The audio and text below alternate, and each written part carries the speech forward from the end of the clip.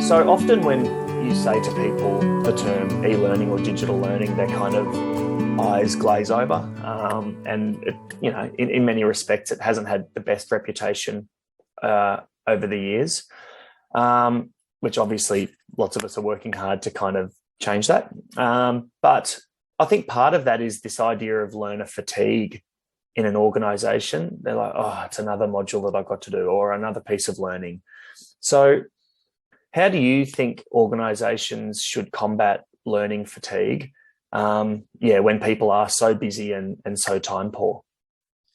So look, Jules, I think it's a real challenge. But I think having a culture where there is a continuous learning approach and environment for staff means it becomes part of the culture rather than something that's sporadic or forced. And I think that's what you sort of allude to a little bit in your question, is that I think it's that you've got to do this module, you've got to do that, or something new's come along, so we must have you doing this bit of training, rather than training and learning being just part of the natural cycle that we have as part of our delivery of whatever employment we're in. It needs to be at the heart of what we do. So then when something comes along where you have focus on a new or updated learning, the staff member is already wanting to do that. It's already part of something that needs to happen, or something new's coming in.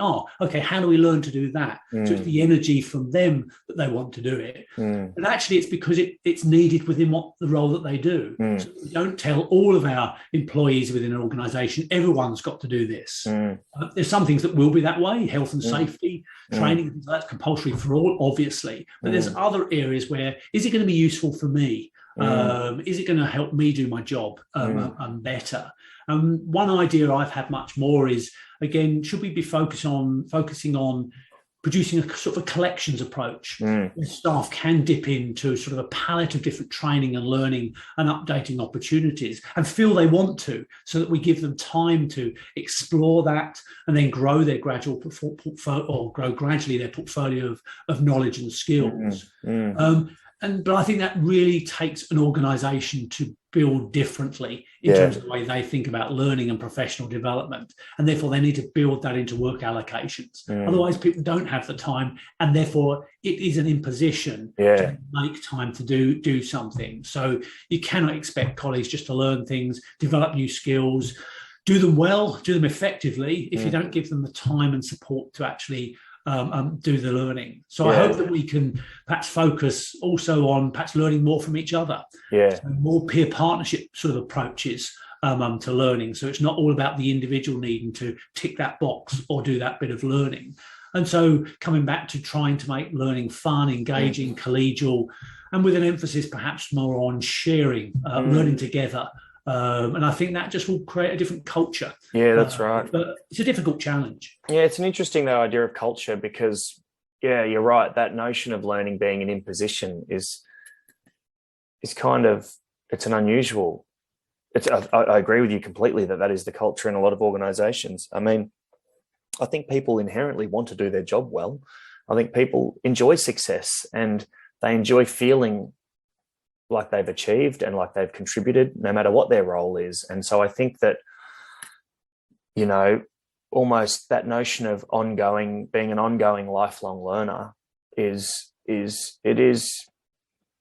absolutely central to someone improving in their role and thriving in their role. So that kind of doesn't quite marry up with this notion of learning then being an imposition. So the organizations need to marry those two things up a little bit more. And also coming back to something you said there, it's something we really strive to do at Liberate, is actually making learning sort of meaningful and authentic for that particular person. Sometimes if we take something like a question or a scenario, sometimes they can actually be quite offensive to learners, in the sense that there's one clearly right answer. It's firstly, it's totally generic. It could apply to any organization, the question or the case study. And then if they're given some options to choose from, one is so clearly right and the rest are clearly wrong. And it's almost patronizing to the learner that's how you're asking them to engage with that scenario or that piece of that question or topic. So we try and work really closely with the subject experts in the organizations to create a scenario that's specific and unique to that organization, And it's actually something where if they're reading it, they actually go, oh, you know what? I heard that actually happened last week, or, oh, I've seen that before, or they actually can connect with that in a way that makes it feel like the learning speaking to them specifically in their role at their organization. Yeah, I think that's a fantastic point around authenticity throughout learning. And I think that needs to be tackled in different ways. And one thing I think perhaps the next journey will be around more adaptive learning then.